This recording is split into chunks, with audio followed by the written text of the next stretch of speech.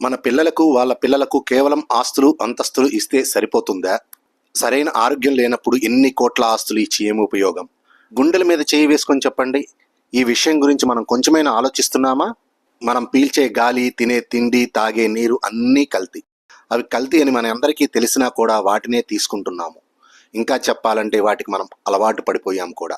ఇప్పుడే ఇలాంటి పరిస్థితులు ఉన్నాయి అంటే రాబోయే రోజుల్లో ఇంకా ఎన్ని రకాల సమస్యలు ఉంటాయో ఊహించుకోండి.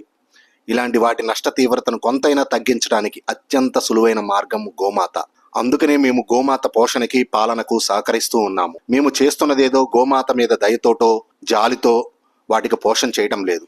అసలు నిజం చెప్పాలంటే గోమాతకు మన అవసరం కంటే కూడా మనకే గోమాత అవసరం అనేది ఎంతో ఉంది. అసలు గోమాత ఉన్నదే మనకి ఇవ్వటానికి, అంతేకాని మన దగ్గర నుంచి ఏదో తీసుకోవటానికి కాదు. గోమాత నుంచి పుచ్చుకోవటం అనేది మనిషి ఎప్పుడైతే మానేశాడో అప్పటి నుంచే మనకి ఎన్నో సమస్యలు పుట్టుకొచ్చాయి. కనుక గోమాత నుంచి తిరిగి ఏదో ఒకటి మనం తీసుకుందాం, మన ఆరోగ్యాన్ని కాపాడుకుందాం.